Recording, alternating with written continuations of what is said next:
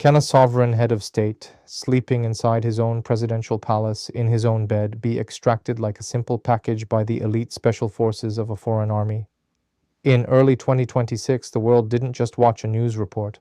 They witnessed a paradigm shift live on air, a scenario that even the most imaginative Hollywood writers would deem too exaggerated for fiction, as the United States military obliterated the airspace of a sovereign nation, handcuffed its leader, and imprisoned him on a warship floating in international waters.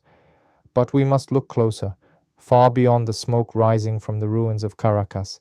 Is this simply the toppling of an unpopular dictator, a victory for human rights as the headlines suggest, or are we witnessing the final, explosive scene of a 10-year geopolitical chess game rigged to seize the world's absolute largest proven oil reserves? The question that haunts the global economy is clear. Was Trump's grand strike truly a crusade for democracy, or was it a desperate, violent maneuver to feed the crumbling dollar hegemony with fresh, cheap petrol? It was exactly 2 a.m. when the silence over Caracas was torn apart, not by a humanitarian rescue mission, but by a shock and awe display of raw imperial power, and soon after, the image that defined the era emerged. Nicolas Maduro, the once defiant comandante who survived coups and hyperinflation, sitting humiliated and blindfolded on the cold deck of the USS Iwo Jima, clutching a cheap plastic water bottle like a common criminal.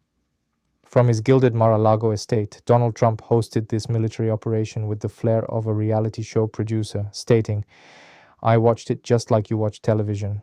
A chilling sentence that echoes the desensitization of the 1991 bombing of Baghdad, turning war into infotainment. To understand the why, you have to look at the geology, not the politics. Venezuela holds oil reserves larger than Saudi Arabia, a treasure trove of heavy crude that the US refining system is desperate for, and while the US branded Maduro a narco-terrorist for years, one must ask the uncomfortable question.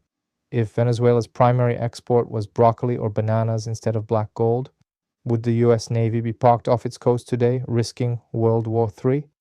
The confession came not from a leak, but from the highest authority when Trump explicitly stated, "Our great American oil companies will go in, spend billions, fix the infrastructure, and start making money," effectively confirming Defense Minister Vladimir Padrino Lopez's accusation that this was never about freedom, but about a hostile corporate takeover of a nation's assets.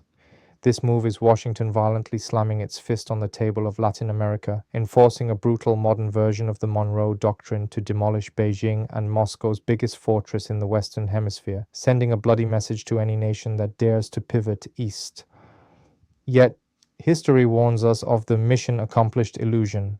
Just as the toppling of Saddam's statue led to decades of chaos, we must ask if we are witnessing the birth of a Latin American Iraq, where corporate profit outweighs sovereignty, and where US Marines might soon find themselves fighting an endless guerrilla war in the jungle.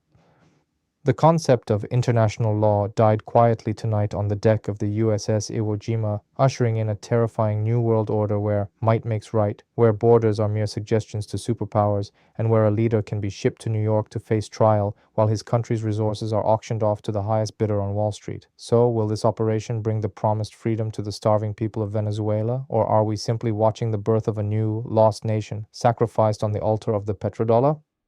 Let me know your thoughts in the comments, and if you are searching for the hard truths behind the mainstream headlines, subscribe now, because what you see on the news is never the whole story.